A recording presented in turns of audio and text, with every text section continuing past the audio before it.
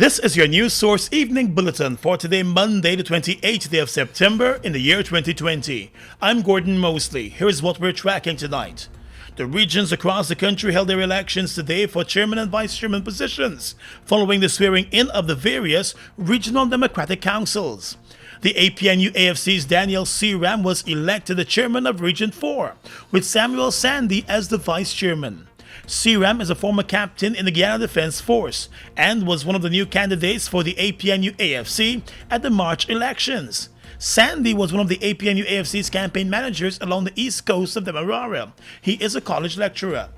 During the election of the vice chairman, the chairman was forced to cast the deciding vote after the AFC councillors nominated and voted for one of its members, Nielsen McKenzie. And that decision by the AFC councillors saw the APNU and PPP nominees both having 14 votes for the position of vice chairman. The new chairman cast the tie-breaking vote for Sandy. I subscribe myself to working with everyone in here, and I look forward to your support. I will save my further remarks for our next meeting. Across in Region 3, the PP Civic's Ishan Ayub was elected as the new chairman, with Umesh Satyanand as his deputy. Ayub previously served in the RDC as vice chairman and is well known in the Region 3 area. In Region 7, businessman and APNU-AFC candidate Kenneth Williams was elected as the new regional chairman. He served previously on the same council. Former Bar Ticket Deputy Mayor Kamala Prasad was elected the vice chairman. In Region 6 and 9, which were both won by the PP Civic, the party decided to keep the two chairmen around from the last council. David Armugan will remain as the regional chairman in Region 6 and Zamal Hussain as his deputy. In Region 9, Brian Alicock will serve as the chairman once again, with Bertie Javert as the vice chairman. In Region 10, APNU-AFC candidate Deron Adams has been elected as the new chairman, with Douglas Gittins, also from the APNU-AFC, as the vice chairman. The newly elected chairman and vice chairman will officially be sworn into office by President Irfan Ali. At the March elections, the PP Civic won the regional elections in Regions 1, 2, 3, 5, 6, and 9, while the APNU-AFC won the regional elections in Regions 4, 7, 8, and 10. More news coming up in a moment.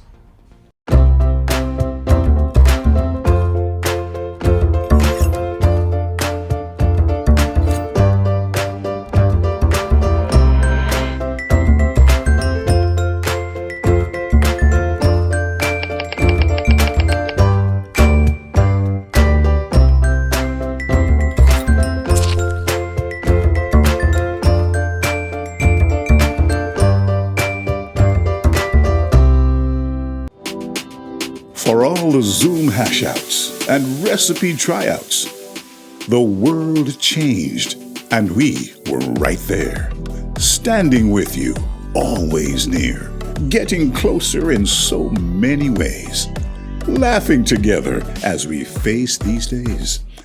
And because we are Caribbean, we've got a special insight that tells us there's no need to worry, world.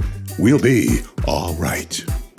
Citizens of Guyana, have you suffered from a loss of income or work due to the COVID-19 pandemic? Has your household been negatively affected? Here is your chance to benefit as the Government of Guyana, through the Civil Defense Commission CDC, launches Phase 2 of the COVID-19 Public Assistance Program. The program caters for the provision of relief vouchers to eligible citizens in Regions 2, 3, 4, 5, 6, and 10, as well as in the townships and adjoining communities of Mabaruma, Bartica, Madia, and Letem, while care packages will be provided to remote communities. Every Guyanese in areas identified for relief vouchers can fill out an application form to apply for a voucher. If you applied or benefited before, your application is still valid and you do not need to apply again. From now to October 31, successful applicants will receive a voucher valued between $25,000 to $32,000, which can be in cash for essential household items at the nearest participating supermarket or shop in your area. Application forms should be filled out and submitted online. Forms can be accessed on the websites and social media pages of the Ministry of Human Services and Social Security, Office of the President, Office of the Prime Minister, Civil Defense Commission, and other government agencies' social website and media pages. Additional details will be made available to persons unable to access the online application. Assist persons living with disabilities to apply or call our hotlines for further assistance. The Government of Guyana's COVID-19 Public Assistance Program Phase 2 is for all eligible Guyanese. Apply today.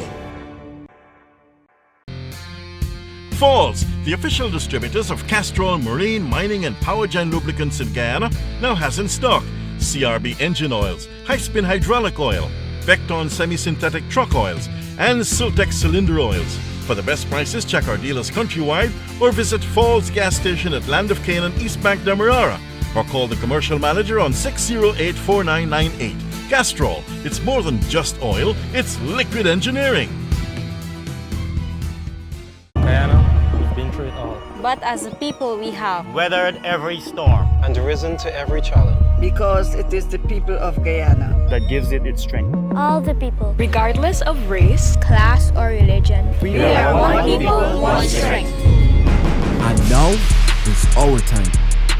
A time to rise. Together, we rise.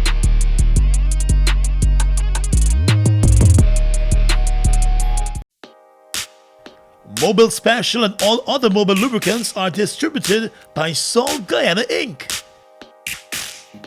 Mobil Special and all other Mobil lubricants are distributed by Salt Guyana Inc.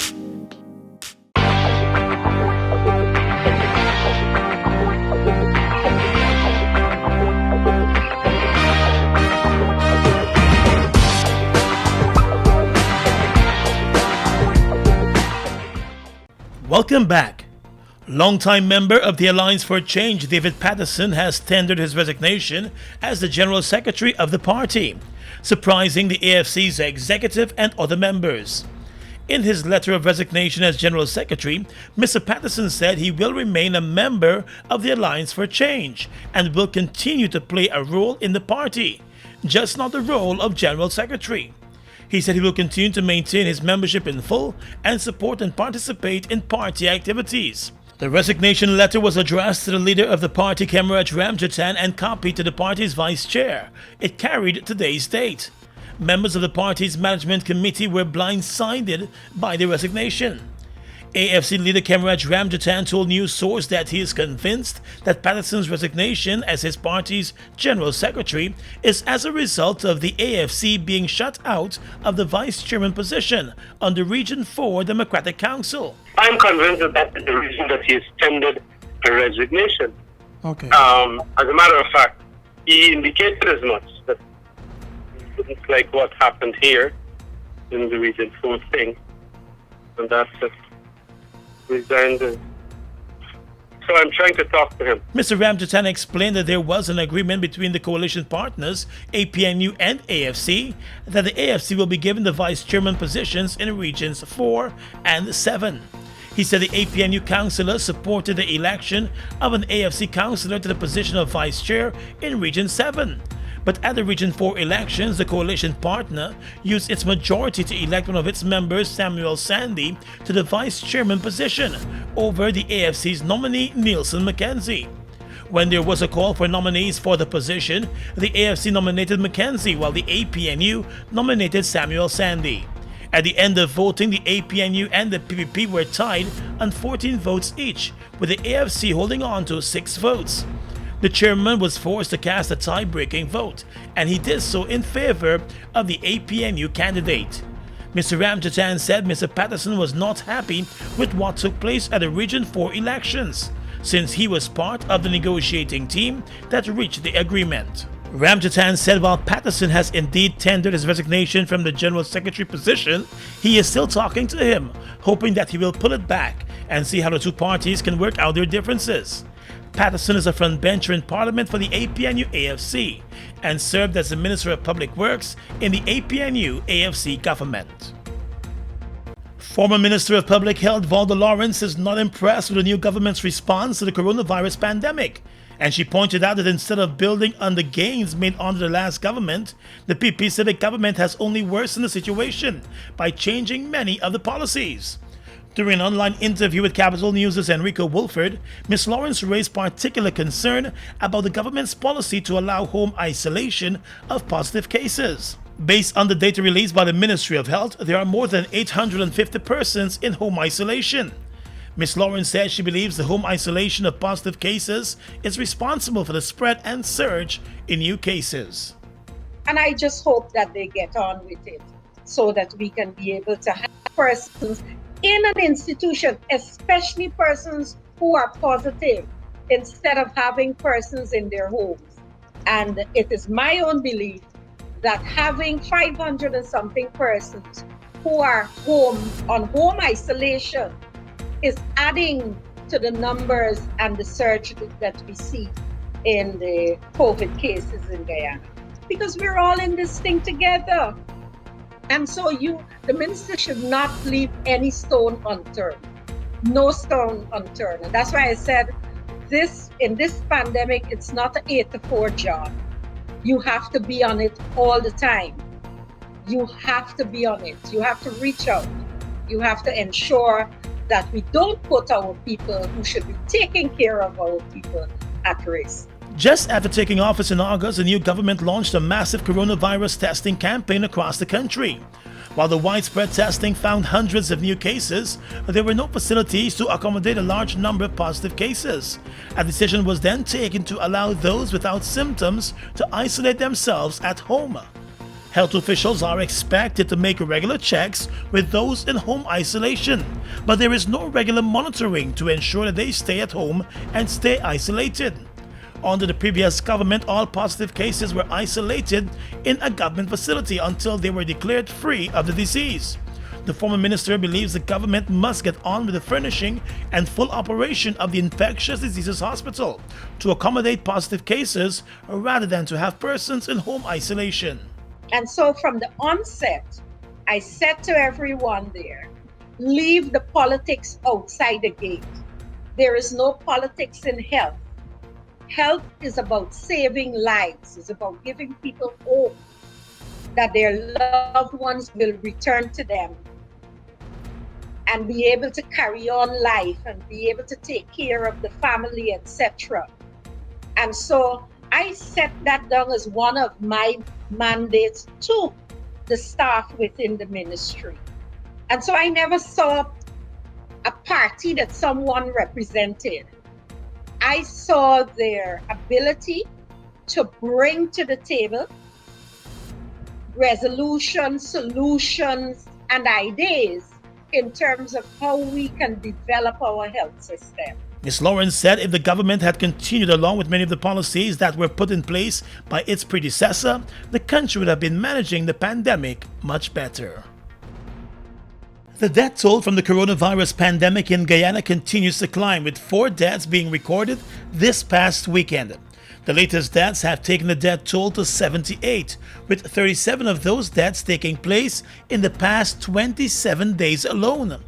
All 4 of the persons reported to have died from COVID-19 complications this past weekend were below the age of 60, with the youngest being 36 years old. There are calls for the Ministry of Health to provide more details on the sudden spike in COVID-19 related deaths. In the first 4 months of the pandemic, March to July, Guyana recorded a total of 20 COVID-19 related deaths. Between August 1 and September 27, the death toll climbed by 58.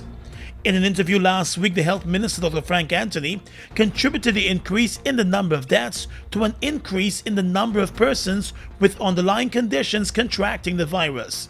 He said almost all of those who died had underlying conditions.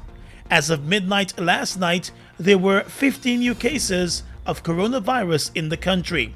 47 new cases were recorded the day before.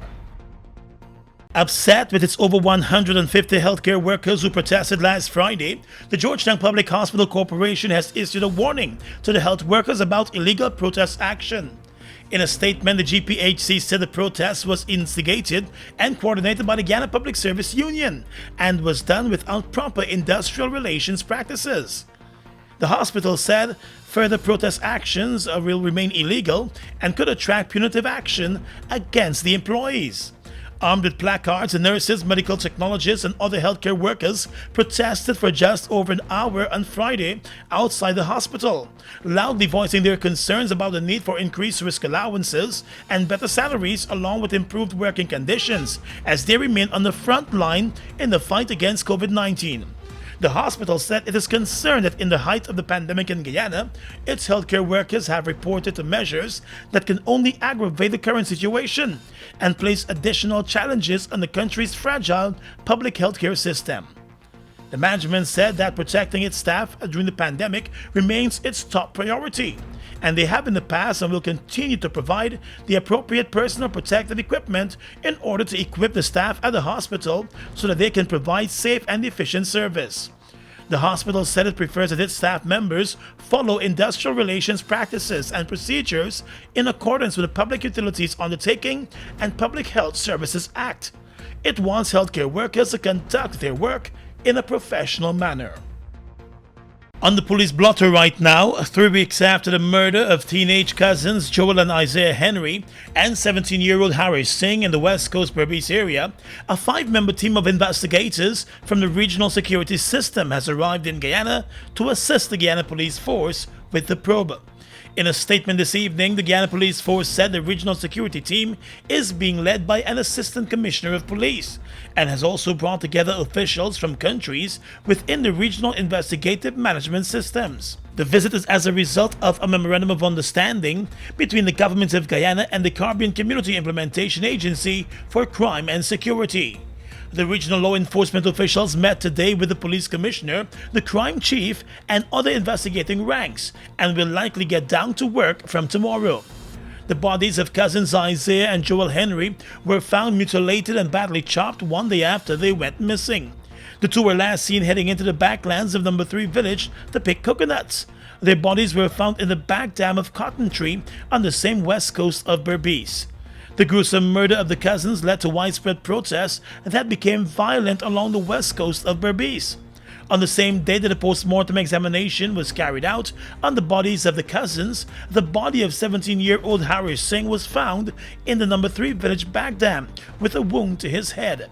He was last seen alive the same morning as he headed to a family's farm on a motorcycle. The murders have triggered calls for peace across the country. The families of the dead teens were visited by political leaders and other supporters. There have been calls for a complete and thorough investigation of the murders.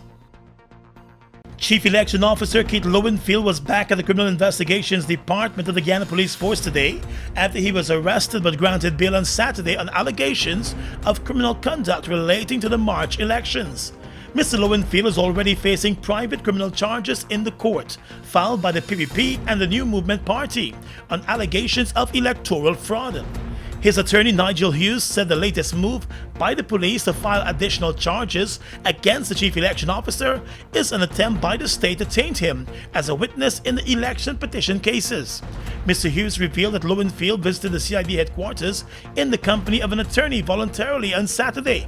And during the course of an interview, an activist of the People's Progressive Party, who served as a polling agent at the elections, was brought in to confront Mr. Lowenfield on her analysis of the elections results. The rest of the interview consisted of inquiries in relation to matters which are currently before the court, the attorney said.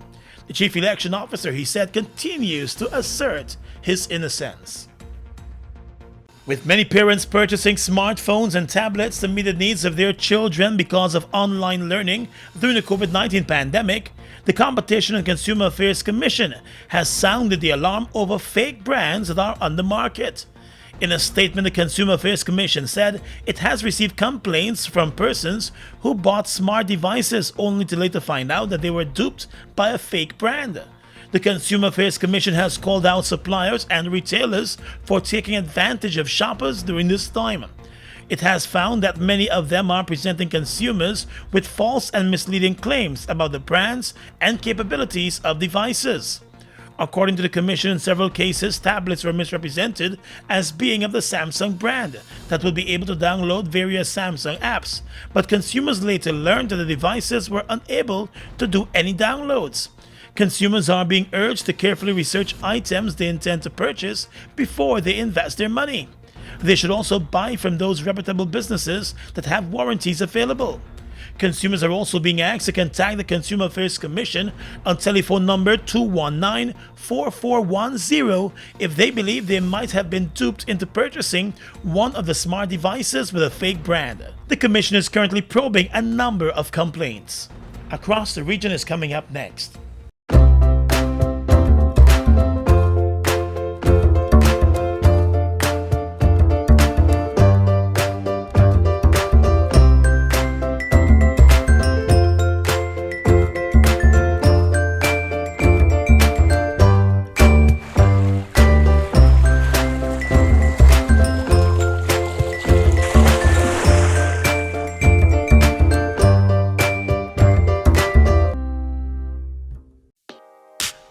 Delvac and all other mobile lubricants are distributed by Salt Guyana Inc. Mobile Delvac and all other mobile lubricants are distributed by Salt Guyana Inc. We all know a strong educational foundation is a key to successful learning. Global Technology combines award-winning curriculum with innovative technology and teacher support to help students reach their potential.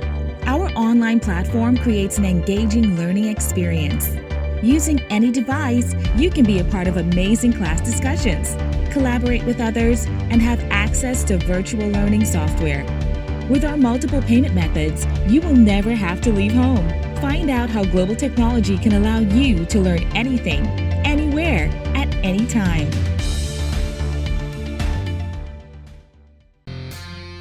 Falls, the official distributors of Castrol Marine, Mining and Power Gen Lubricants in Guyana, now has in stock CRB engine oils, high-spin hydraulic oil, Vecton semi-synthetic truck oils, and Sultex cylinder oils. For the best prices, check our dealers countrywide or visit Falls Gas Station at Land of Canaan, East Bank, Demerara, or call the commercial manager on 608-4998. Castrol, it's more than just oil, it's liquid engineering. We are legions of men standing strong, but never too proud to stoop and help someone. We must send a clear signal to all. Do right, walk in upright ways, knowing that's what being a man is all about. And ever aware that things will only get worse when good men do nothing. Stand strong, be the one to live right. Mobile Delvac and all other mobile lubricants are distributed by Salt Guyana Inc. Mobile Delvac and all other mobile lubricants are distributed by Salt Guyana Inc. Across the region right now, Trinidad and Tobago's Prime Minister Keith Rowley says the novel coronavirus pandemic presents a threat of unmatched proportions to human health and safety around the world. In his address to the United Nations General Assembly, he said it has overwhelmed health sectors, disturbed global trade and food supply chains, crushed the travel and leisure industry, as well as disrupt the basic livelihoods of people around the world, including in Trinidad and Tobago. Stating that his country's prospects for achieving sustainable development hinge heavily on the safety and security of its people, the Prime Minister said the global pandemic has exacerbated the threats posed by the illicit trafficking in small arms and light weapons, piracy, trafficking in persons, and cybercrimes. He also said his administration remains attentive to the needs of all children, with special emphasis on those who are most affected by the COVID-19 pandemic, such as those living in extreme poverty and those suffering from mental health ailments. He said as the country adjusts to the new normal, his government has quickly adapted to utilizing remote platforms for conducting business instead of the traditional in-person meetings. Antigua and Barbuda's Prime Minister Gaston Brown has criticized leaders in Barbuda who are seeking to end the existing relationship between the two islands. The first step would require legislators to vote in favor of the resolution, which was tabled on Thursday afternoon in the National Assembly. Political observers have said that before it is allowed to separate from Antigua, Barbuda would need a two-thirds majority in a referendum. The ruling Antigua and Barbuda Labour Party controls 15 of the 17 seats in Parliament. But the opposition leader in Antigua and Barbuda, Jamal Pringle, told Parliament that the unkind words and vicious actions of the government are to blame for the position being adopted by Barbuda. And finally tonight, international news. U.S. President Donald Trump paid just $750 in federal income taxes both in 2016, the year he ran for president, and in his first year in the White House, the New York Times has reported.